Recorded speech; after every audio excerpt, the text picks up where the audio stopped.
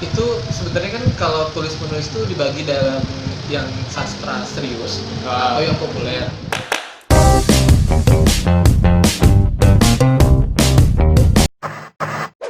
Hai teman-teman, balik lagi ke podcast si Bambi. Yeah. Pengen ngobrol sih sebenarnya. Pengen ngobrol. Si Bambi, jumpa lagi dengan si Bambi dan saya Hilal. Iya, yang mungkin nggak asing ya, yang di blog. Karena pernah subscribe. Oh iya, di blog. Itu gue jahanam banget. Jahanam. Ya itu kan cuma tongkrongan ya, tongkrongan di geng-gengan ala-ala gitu. Jadi ini gue punya temen ngobrol ya, pasti tahu lah ya di blog pasti yang antagonis banget. Misca. Karena temen gue udah protagonis banget, jadi gue memposisikan dia sebagai yang antagonis. Nah ini kan menjadi Misca nih, Cek. Misca Balaka Cikrut. Jadi gue pengen ngomongin Misca. Jadi ini kan lagi pandemi nih. Rata-rata orang kan mau ngelakuin apa sih? Nggak selain yang bikin video atau gimana, kan ada yang pengen jadi nulis juga di blog. Iya. Nah lu kan sebagai orang yang penulis awal dari zamannya buku masih manual, sebelum buku e-book kan. Iya. Lalu e-book ada kan? Ibu ada. Bapak dan ibu. Ya, jadi gue pengen nanya dasar-dasar awal nulis tuh gimana sih gitu. Maksudnya ya gue bisa nulis juga gara-gara ini juga nih. Ini orang alias gue ngangkat nih kalau jawaban kayak gitu. Langsung ria ya kayak Musa. Oh iya. Iklan dong. Gak sponsorin juga lagi. Ya ini soal tulis menulis gitu. Iya. Itu awalnya apa dulu sih yang harus dimulai itu? Sementara kan orang kadang bingung bahasanya kayak gue nih contohnya aku kamu gue lu, itu pantas nggak sih apa saya kamu itu tuh yang penempatan awal pemanggilan diri sendiri dulu deh. Iya, itu sebenarnya kan kalau tulis menulis itu dibagi dalam yang sastra serius atau yang populer. Kalau gue sih seringan bikin cerpen itu lebih yang gue lo sih, karena kayak lebih ke gue sendiri, relax. Secara bacaan gue kan bacanya teen lit populer gitu kan. Jadi kalau yang sastra gue baca juga. Cuma nggak terlalu yang sastra itu kayak yang saya, aku, kamu gitu kan. Nah, intinya sih senyamannya kita aja gitu. Kalau kita jadi apa yang kita baca kadang tuh outputnya sesuai gitu. Kalau gue seringan bacanya yang teen lit, kadang secara nggak sengaja itu lebih nyaman yang gue lo gitu. Dan itu sah-sah aja. Yang penting kita nulis gitu kan, yang penting idenya tersampaikan gitu. Jangan sampai kita mencoba untuk nulis kayak yang bergaya genrenya sastra, tapi kita nggak ngerti, tapi tulisannya malah kayak yang kok aneh banget dan nggak jadi itu yang parah sih. Oh gitu, jadi itu kita harus ngambil segmen dulu pertama. Lalu mau populer apa mau sastra banget? Iya. Gitu ya. Sebenarnya gue pernah dikasih tahu sama penulis senior nggak boleh mengkotak-kotakan sastra, karena yang gue lu juga masuknya kan sastra gitu kan. Cuman ada yang bilang tuh sastra yang populer gitu kan, karena dia nggak pakai apa ya, estetika berbahasa itu kayak kurang banget gitu kan, karena kan pakai bahasa-bahasa yang bahasa-bahasa harian kita gitu. Jadi pakai bahasa lebih gampang dimengerti gitu kan, yang sekali baca juga orang udah paham tuh bahasanya gitu. Tapi saran gue sih ketika mau nulis yang harus dipersiapkan pertama itu adalah ide kan, tulisan sama medianya apa. Kalau dulu kan zaman gue kan kayak storyal.co, terus kayak misalnya apa sih Wattpad, itu kan masih belum booming banget kan. Belum, baru-baru ini masih zamannya blogspot waktu itu ya. Blogspot dan masih banyak yang gaptek, WordPress kayak gue waktu itu. Jadi gue lebih seneng nulis di buku, terus udah jadi cerpennya dipindah ke ketik ulang di komputer.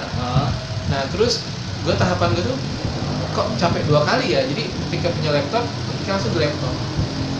Tapi kalau sekarang kalau punya handphone ya udah ada di handphone gitu.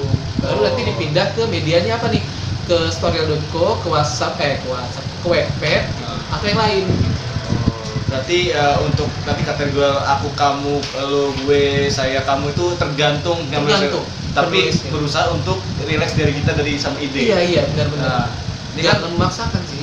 Ini kan mungkin dari awal gue juga kebingungan di situ kan. Gue sebagai gue adalah beberapa tulisan yang di lo juga sama ya, dibukuin bareng. Seperti soal dalam sebelum buku sih.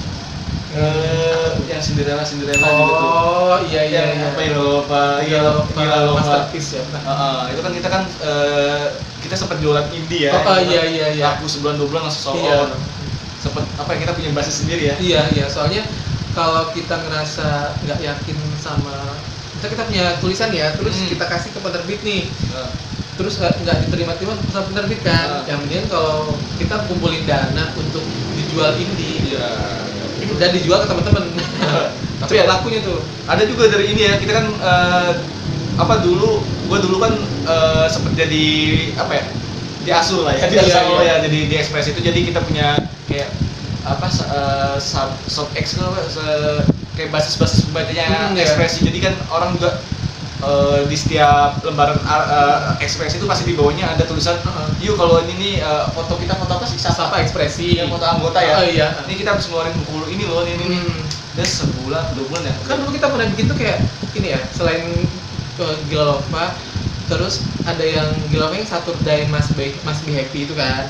Wah, itu gua belum. Iya, ada foto lo juga ada. Terus yang buku kita yang agak serius itu yang buku tentang panduan jurnalis itu loh. Jurnalis, yang covernya biru. Jurnalis kampus itu ya? Iya. Oke. Nanti kalau gua ketemu covernya gua kasih deh ke lo biar dimasukin ke sini ya. Di-insert ya. Iya, di-insert. Terus ada juga bukunya itu, ingat kayak kita foto studio. Gue juga lupa judulnya sih. Yang kita foto studio di Malibu itu, terus kita jadiin buku juga fotonya itu. Yang landscape. Yang kita pakai putih-putih. Putih hitam tuh ya. Ya itulah.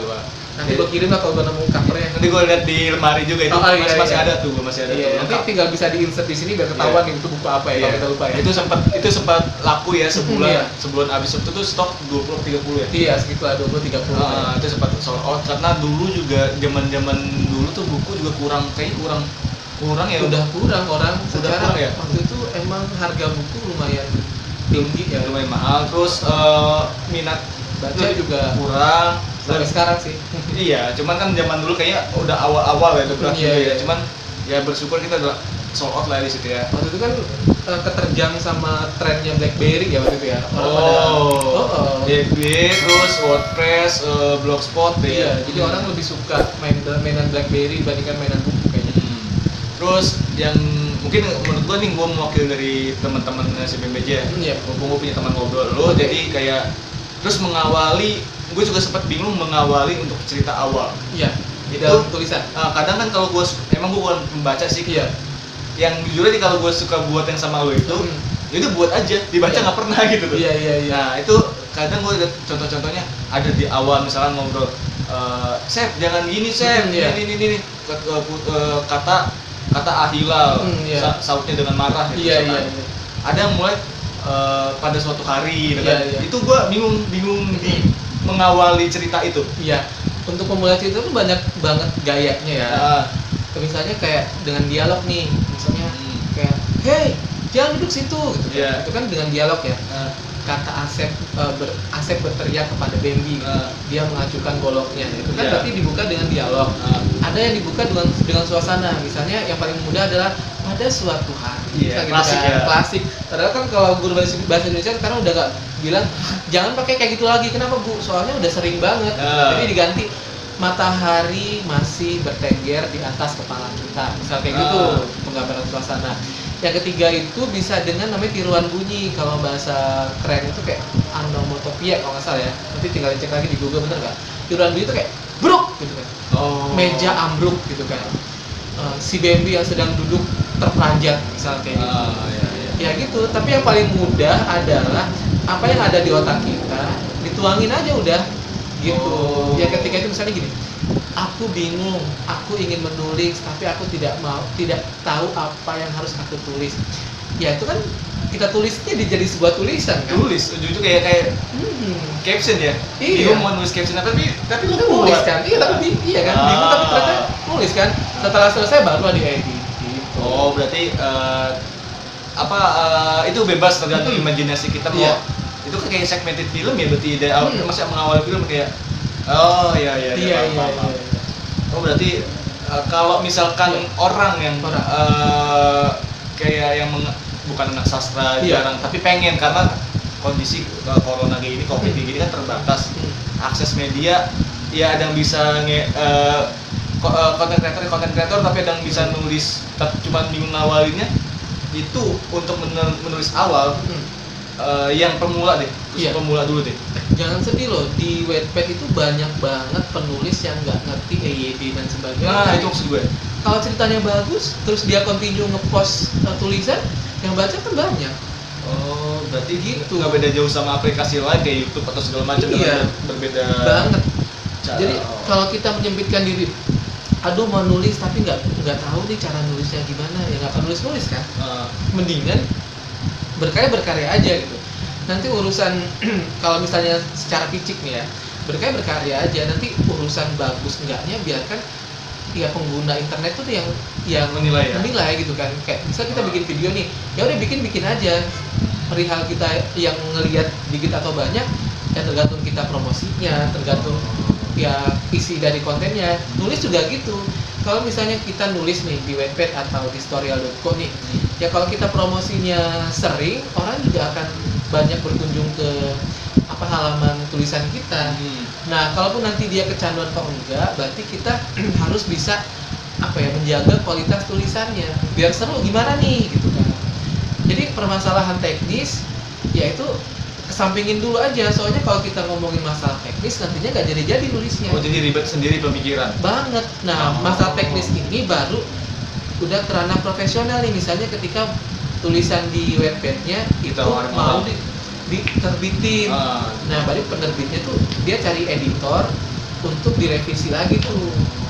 Gitu. Tapi bukan kita yang ngerjain, editor yang ngerjain. Ada orang lain yang ngerjain. Gitu. Kan banyak misalnya novel-novel yang dari Wattpad gitu kan. Sudah dibaca di Wattpad berapa puluh ribu kali. Versi Wattpad-nya sama versi bukunya itu emang beda. Di buku itu ada revisinya secara alurnya, secara tata penulisannya. Tapi tidak mengubah secara esensinya. Iya, benar. Gitu. Tapi untuk pemula sendiri yang bingung awal, Iya. ceritanya bagus sih, tapi pas ini gue bikin kerangka dulu kali ya. Mungkin yang untuk meraba-raba awal. Iya. Kerangka perlu nggak sih kerangka kayak? Tergantung sih, kalau misalnya kita udah sadar nih kalau misalnya nggak ada kerangka, tulisan kita nggak jadi otomatis bikin kerangka yang paling simpel. Misalnya kita mau bikin cerpen nih, oke dibikin 5 poin. 1, tokohnya mati ketabrak. 2, tokohnya ternyata hidup lagi. 3, tokohnya mencari penabraknya. 4, tokohnya balas dendam sama penabraknya. 5, penabraknya itu meninggal dibunuh sama si tokoh misalnya. Oh, jadi ketika kita stuck di poin kedua masih ada 3, 4, 5 yang bisa dikembangin. Oh, berarti Gitu. ngambil per poin nanti tinggal dikembangin ya? Iya. Oh. Gitu. Tapi dengan nulis itu gemenak ya, bakal menimbulkan hasil cuan-cuan nggak sih? Iya. Kayak Kalau- lo kan bikin e-book ya? Iya. Itu pasti maksudnya ada nggak sih ya mungkin ya buat makan bakso atau segala macam ya? Iya, kalau misalnya dulu waktu zamannya masih buku banget, terus gue gabung tuh di komunitas penulisnya kan. Penerbitnya tuh mengundang para penulis untuk membuat buku kan.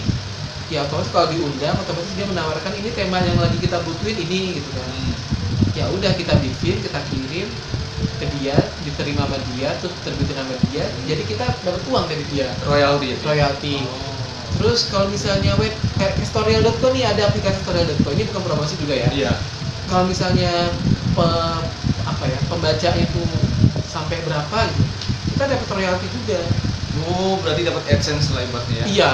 Oh. Itu storyal.co. Kayaknya boleh tuh gue coba juga deh. Tapi itu kalau nggak salah aplikasi berbayar sih.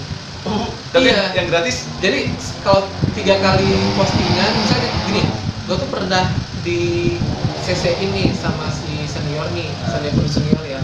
Baca dong novel gue gitu kan. Bab 1 masih gratis, bab 2 masih gratis, bab 3 bab 4, kalau nggak salah bab 4 kesana itu kalau gue mau baca lagi, gue harus bayar. Oh, si orang yang membacanya harus bayar? Iya, kita harus bayar gitu kan, dengan cara online lah ya. Nah, karena dia pembaca bayar, jadi si penulisnya itu dapat royalti dari pembaca yang berkunjung ke laman dia. Dapat jatah lah dari si orang. Oke, paham. Berarti ibaratnya kalau di itu mah AdSense-nya dapat dari situ. Nah, cuman kalau yang kayak Blogspot sama si WordPress masih sama AdSense Google tuh. enggak, kayaknya kalau WordPress sama Blogspot Jangan diharapkan. iya, kayaknya itu Hobi aja. ya udah gitu. Hobi aja, oke. Cuman eksistensi sama kayak Kalau cari popularitas di situ ya di situ sama jejak tulisan aja. Oh, jejak rekamnya aja. Iya. Oke. Berarti untuk memulainya itu gua ini lagi ya simpulin berarti Iya.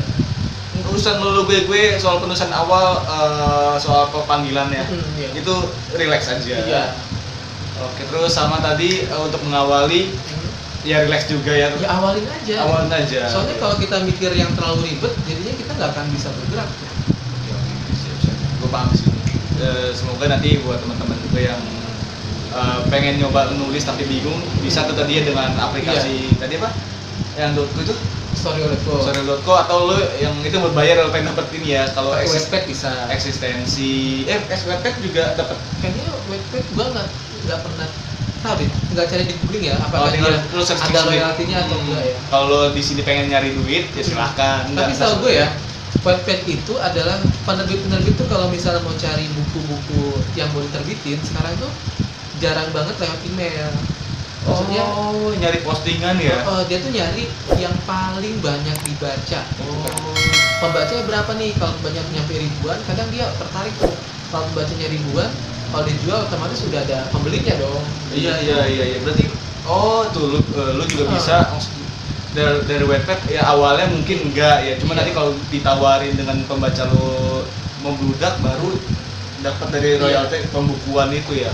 Zaman dulu juga sekitar tahun 2004-an itu pernah booming tuh Dialova ya. Itu novel remaja banget. Itu yang nulis anak SMA. Yang itu juga difilmkan kan Dialova itu yang mainin itu Jessica Iskandar, Kevin Sanders sama Ben Joshua. Oh, lagu ini bukan? Iya. Once. Kenapa gue ingat, gue suka banget. Itu tuh si penulisnya Dian Nurhanidia bilang itu tuh awalnya tuh dia bikin, tapi kan zamannya belum online banget kan, di tulisan gitu, terus dia kasih ke teman-temannya bagus nih, coba kasih ke penerbit. Nah waktu itu si Dian ini bilang, Mbak Diannya, dia tuh nggak mikirin teknis penulisannya, ya udah nulis aja gitu kan. Dulu juga Melly Guslau pas nerbitin kumpulan cerpen yang judulnya Art gitu kan, dia juga pernah bilang kan, kalau nulis ya nulis aja gitu kan, bagi pemula ya. Kayak kita mau nulis tuh nggak usah diribetin masalah EYD kayak gitu ya, nulis aja gitu kan. Nah tapi kalau misalnya kita udah ada ilmunya tuh, kalau udah terbiasa, baru tuh kita mikirin pembukanya tepat kayak gimana, tulisan EYD yang kayak gimana, kayak gitu. Tapi kalau di awal nulis aja gitu. Oke. Gitu. Nah itu berarti buat teman-teman yang pengen nyoba silahkan lah ya. Yang pengen cuman naruh rekam jejak doang ya silahkan juga. Yang pengen nyari duit juga silahkan. Cuman ya resikonya ya kembali lagi di diri lo untuk menulis gitu kan ya. Iya. Siap. Thank you ya. Siap. Oke.